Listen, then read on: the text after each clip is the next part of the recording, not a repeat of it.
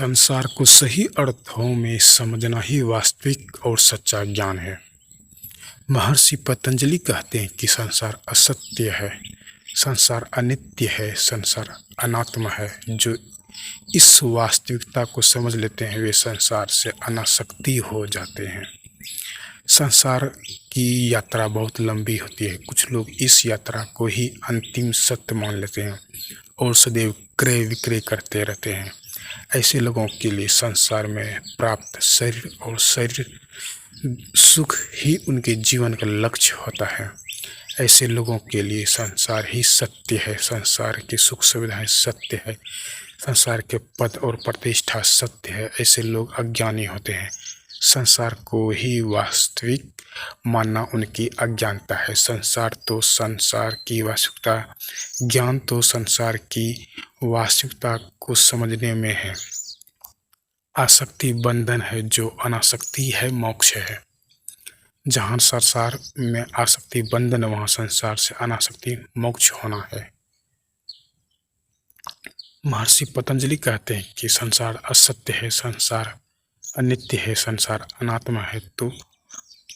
तो जो इस वास्तविकता को समझ लेते हैं वे संसार से अनासक्त हो जाते हैं।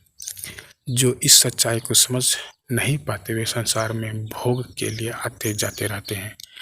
कपिल मुनि कहते हैं कि प्रकृति और पुरुष के संयोग से संसार बनता है। जिस दिन पुरुष अर्थात आत्मा को यह बोध हो जाता है कि बंधन की प्रकृति से मेरा कोई संबंध नहीं है, वह मेरे लिए नहीं है, तो उसे संसार से मुक्ति मिल जाती है। ऐसे में संसार को समझें और अध्यात्म के मार्ग पर चलें। जो संसार की वास्तविकता नहीं समझते वे भटकते रहते हैं। भगवान बुद्ध कहते हैं कि संसार में दुखम अर्थात संसार ही दुख है। यहाँ किसी को पत्नी से बिछड़ने का दुख है, पिता के मरने का दुख है, भाइयों द्वारा प्रताड़ित होने न जाने क्या क्या दुख है। संसार से अनासक्ति होना ही सही अर्थों में मोक्ष है। जिसका संसार होता है वह जिसका संसरण होता है वह संसार है, अर्थात जिसका विनाश होता है वह संसार है। संसार नष्ट होने वाला है। जैसे संसार सत्य नहीं है वैसे ही संसार का जीवन भी सत्य नहीं है। सांसारिक शरीर भी अस्थायी नहीं है। संसार में सब कुछ परिवर्तनशील है। जो उत्पन्न होता है वह मरता है, जो आता है वह चला जाता है।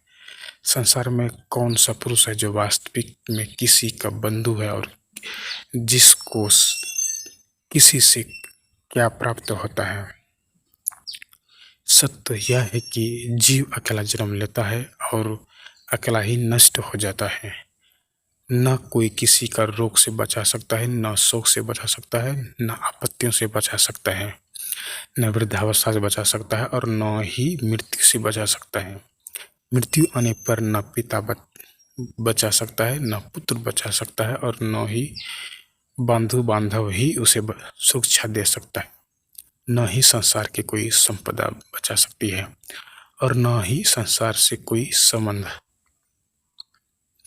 अगर यह वीडियो आपके लिए अर्थपूर्ण लगे, आपको अच्छा लगे, तो इस वीडियो को लाइक करें और चैनल को सब्सक्राइब जरूर कर दें, ताकि ऐसे ही ज्ञानपूर्ण अर्थपूर्ण वीडियो लेकर हम आते रहते हैं। तब तक के लिए धन्यवाद।